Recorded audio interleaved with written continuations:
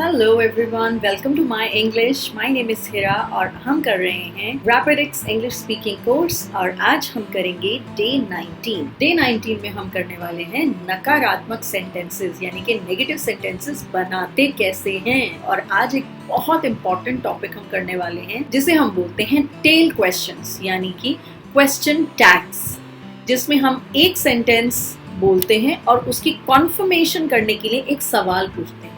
जैसे मैंने तुम्हें ये किताब दी थी, है ना? I gave this book to you, isn't it? या I didn't give this book to you, is it? ये दोनों तरह के हम क्वेश्चंस आज करने वाले हैं। Do watch the video till the end and if you have not subscribed to my channel, do press the subscribe button, press the notification bell to all ताकि आपको मेरी सारी वीडियोस immediately मिलती रहें और आप मेरे साथ इंग्लिश सीखते रहें। So let's get started with day 19.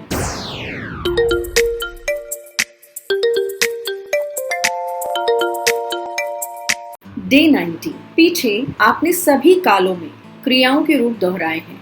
16वें और 17वें दिनों में आपने प्रश्नवाचक सेंटेंसेस की भी रचना की है। क्या आप बता सकते हैं सकारात्मक वाक्यों को प्रश्नवाचक वाक्य बनाने में आपको क्या करना पड़ा?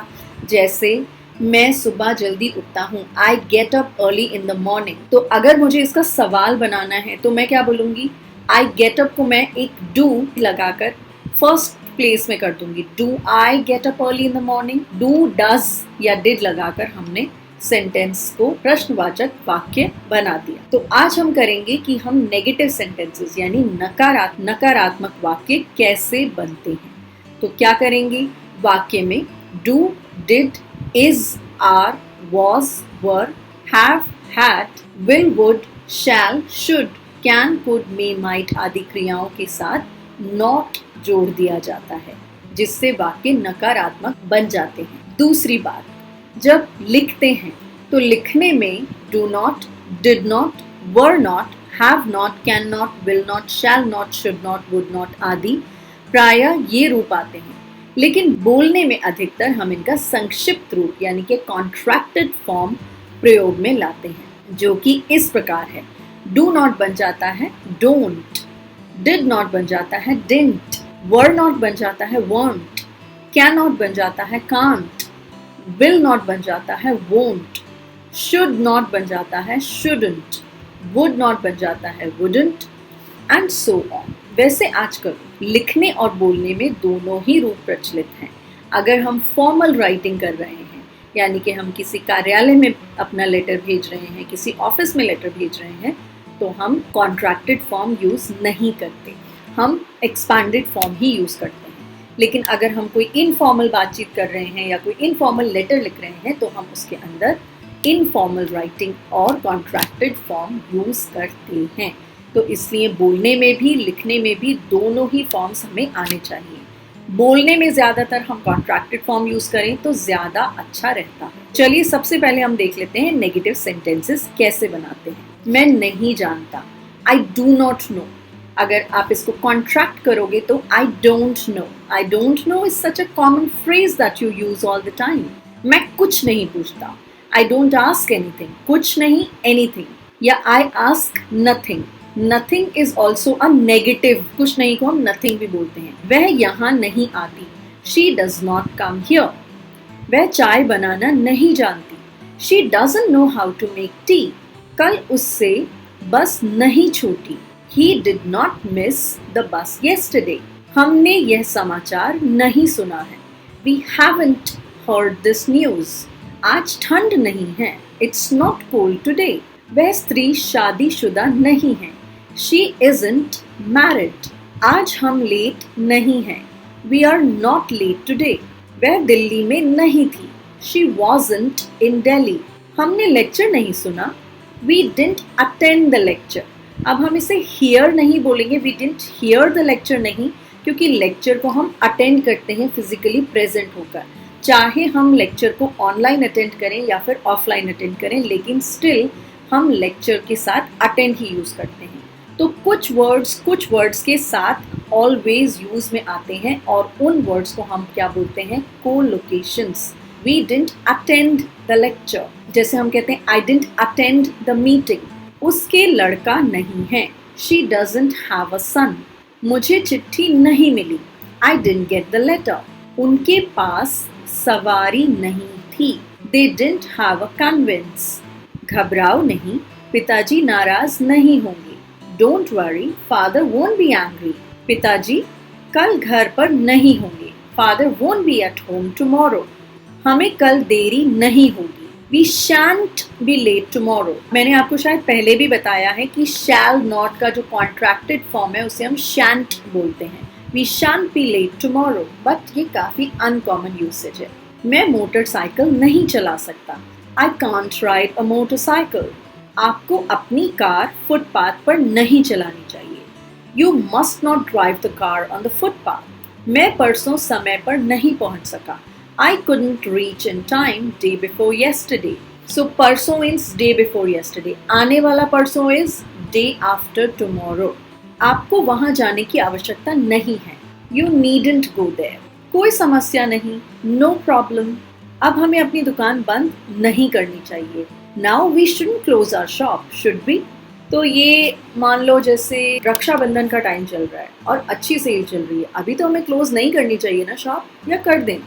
Now we shouldn't close our shop, should we? So this is called a question tag. इसे हम बोलते हैं tail question. ये जो should we है ये tail question है, यानी कि end में आ रहा है. tail क्या होती है? पूंछ होती है ना. तो उसी तरह से tail question भी question sentence के statement के end में आता है. पहला जो पार्ट होता है सेंटेंस का वो एक सेंटेंस होता है और वो एक प्रॉपर मीनिंग बनाता है. उसके बाद हम लगाते हैं एक कॉमा और उसके बाद हम उससे विपरीत, उससे ऑपोजिट हम एक सवाल पूछते हैं. अगर मैंने यहाँ पर नेगेटिव यूज कर लिया तो मेरा जो क्वेश्चन टैग होगा वो पॉजिटिव होगा. अगर स्टेटमेंट पॉजिटिव है तो क्वेश्चन टैग नेगेटिव होगा. So always remember this thing in mind. अब हम देखते हैं इंटेरोगेटिव कम नेगेटिव सेंटेंसेस, जिसे हम क्वेश्चन टैग्स और टेल क्वेश्चंस भी कहते हैं. इससे आपको थोड़ा और समझ में आएगा. अंग्रेजी में it's hot today, isn't it? आज बड़ी गर्मी है ना. ये ना क्या है? ये ना है क्वेश्चन टैग. अथवा it's not cold today, is it? आज ठंड नहीं है ना. सो ये ना again this is a question tag. इस तरह के वाक्य बहुत प्रचलित हैं. इन्हें अंग्रेजी में टेल क्वेश्चंस कहा जाता है. ये वाक्य के अंत में छोटे से प्रश्न के रूप में रहते हैं. यदि वाक्य सकारात्मक होता है यानी कि पॉजिटिव होता है तो टेल क्वेश्चन नकारात्मक होता है. जैसे इट्स हॉट टुडे, तो इट्स हॉट टुडे क्या है? एक पॉजिटिव सेंटेंस है. इजंट इट हमने नेगेटिव लगा दिया. और यदि वाक्य नकारात्मक होता है तो टेल क्वेश्चन सकारात्मक होता है. जैसे it is not hot today, is it? दूसरी बात, वाक्य के पहले भाग में सहायक क्रिया के साथ नॉट पृथक या मिला हुआ दोनों चलते हैं, इज नॉट. लेकिन टेल क्वेश्चन में हमेशा संक्षिप्त रूप ही आएगा नॉट के साथ. हम अगर ये बोलेंगे इट्स हॉट टुडे, हमें ऑलवेज इजंट इट ही बोलना पड़ेगा. हमें ये नहीं कहना कि it's hot today, is not it. We can't say that, that's wrong. अब क्वेश्चंस के कुछ एग्जांपल्स देखते हैं. आज बड़ी गर्मी है ना? It is very hot today, isn't it? वे विदेशी हैं, है ना? They are foreigners, aren't they? So they are foreigners. Are not को हमने शॉर्ट कर दिया और आर्ट बना दिया. तो इसके लिए हमें कॉन्ट्रैक्शंस जानना कितना ज़रूरी है ना? कितना ज़रूरी है ना? तुम खुश नहीं थे, है ना? You weren't pleased, were you? कल रविवार होगा, है ना? It will be Sunday tomorrow, won't it? हम जल्दी तैयार हो जाएंगे, है ना? We'll be ready soon, won't we? मैं ये कभी नहीं भूल सकता, है ना? I can never forget it, can I? So can never means again negative हमने स्टेटमेंट में डाल दिया तो हमारा जो क्वेश्चन टेल होगा वो पॉजिटिव होगा. Can I? कल मैं तुम्हारे साथ नहीं होऊंगा, है ना? I won't be with you tomorrow, will I?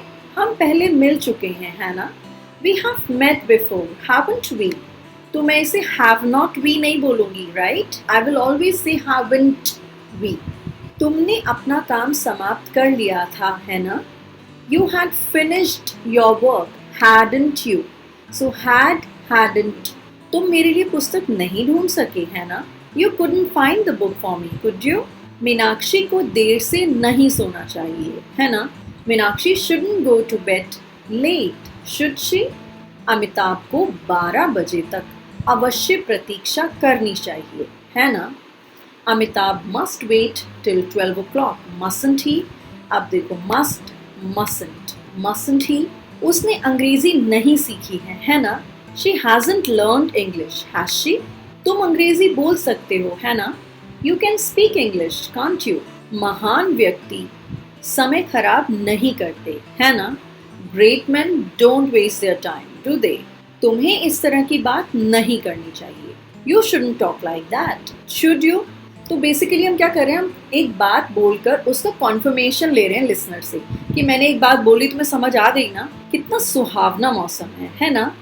How pleasant it is, isn't it? तुम अपने को बहुत होशियार समझते हो, है ना? You think yourself to be very clever, don't you? वह जल्दी ही यहाँ आ जाएगी, है ना? She will reach here soon, won't she? वह फिर घर देर से पहुंची, है ना? She reached home late again, didn't she? अब reached, क्योंकि यहाँ पर डायरेक्टली कोई हेल्पिंग वर्ब आपको नजर नहीं आया तो आप did लगा दोगे, क्योंकि reached. She reaches home late every day, doesn't she? हम अपना बचपन कभी नहीं भूलते, है ना? We never forget our childhood, do we? तो अब यहाँ पर भी अगेन कोई हेल्पिंग वर्ब डायरेक्टली नजर नहीं आ रहा था तो हमने do या don't लगा दिया. याद रखिए कुछ संक्षिप्त फॉर्म्स जो कि हम अभी देखने वाले हैं, इनका अभ्यास बोलकर भी करना है, लिखकर भी करना है. आई होप आप इसे अपनी नोटपैड में, अपनी नोटबुक में ज़रूर लिखेंगे और बोलने की भी प्रैक्टिस करेंगे. डू नॉट मिलकर बनता है don't, does not becomes doesn't, did not becomes didn't, is not is isn't, are not becomes aren't, was not becomes wasn't, were not becomes weren't, has not becomes hasn't, have not is haven't, had not is hadn't, will not is won't, shall not is shan't, cannot is can't, must not is mustn't, इसे mustn't नहीं बोलेंगे, mustn't. Remember T is silent here. Could not becomes couldn't, need not is needn't, would not is wouldn't, should not is shouldn't. अब आप जब भी not forms हैं तो apostrophe इसमें हम लगा रहे हैं और अपोस्ट्रोफी एन और टी के बीच में आएगा और लेटर से ऊपर. सो इसको हम बोलते हैं अपोस्ट्रोफी. दूसरी बात हमने क्या सीखी कि टेल क्वेश्चंस वाक्यों में विपरीतार्थी जोड़े काम आते हैं. इनको एक साथ स्मरण कीजिए. I did, didn't I, he is, isn't he, we are, aren't we, he was, wasn't he, you were, weren't you, they had, hadn't they, we can, can't we, you will, won't you, I shall, shan't I, I must, mustn't I, you would, wouldn't you, she could, couldn't she does not, does she, you do not, do you. So wherever it is positive, you make the tail question as negative, and wherever the statement is negative, you make the tail question positive. अब हम pronunciation करके अभ्यास कर लेते हैं. I am becomes I'm. We are becomes we're. You are becomes your. You are और your बहुत अलग हैं. Please make a note of that. ये होता है योर, मतलब तुम्हारा. योर हाउस, तुम्हारा घर. अगर मैं बोलती हूँ you are a man, your and you're both are different. They are there, ये तो बहुत ही ज़्यादा कंफ्यूजिंग है. देयर मतलब उनका, देयर मतलब वहाँ, एंड देयर मतलब वो हैं. They are walking. And their house, there was a house. Okay, he is, he's. She is, she's. इसी प्रकार से I have बन जाता है I've. You have becomes you've. She has, she is. अगर शी इज़ हो तो भी शी इज़ बोलोगे, अगर शी हैज़ हो तो भी शी इज़ बोलोगे। शी इज़, ठीक है, हल्का सा अ की आवाज़। She is, he is, he is, he is not done his work, he is a boy. Okay, pronunciation में थोड़ा बहुत मिलता जुलता है, इसलिए कन्फ्यूजन होता है, लेकिन आपको मीनिंग पता होना चाहिए। अगर मैं बोल रही हूँ ये sentence, he is a boy, इसमें फर्स्ट वाला जो कॉन्ट्रैक्शन है वो है ही प्लस इज़, और जो सेकंड वाला कॉन्ट्रैक्शन है वो ही प्लस हैज़ है। दोनों का कॉन्ट्रैक्शन सेम है, आप देख सकते हैं, और दोनों का प्रोनाउंसिएशन भी मोर और लेस सेम है। लेकिन आपको ये पता होना चाहिए कि कहाँ पर ही इज़ यूज़ हुआ है, कहाँ पर ही हैज़ यूज़ हुआ है। क्योंकि देखो, अगर ये ही इज़ है तो ये स्टेटिव वर्ब है, ये एक स्टेट ऑफ एक्शन बता रहा है कि वो एक लड़का है, स्टेट ऑफ बीइंग बता रहा है कि वो भाई प्रेजेंट उसकी स्टेट जो है वो एक लड़का है।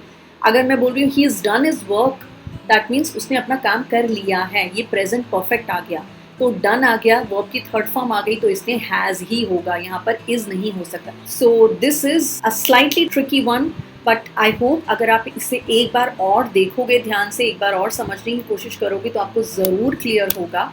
अगर फिर भी क्लियर नहीं होता है तो आप मुझे कमेंट्स में बताइए, मैं इन वाली कॉन्ट्रैक्शंस के ऊपर एक स्पेसिफिक और वीडियो बनाकर आपको एक्सप्लेन करने की कोशिश करूँगी। But do practice it one more time, do write it and do speak it.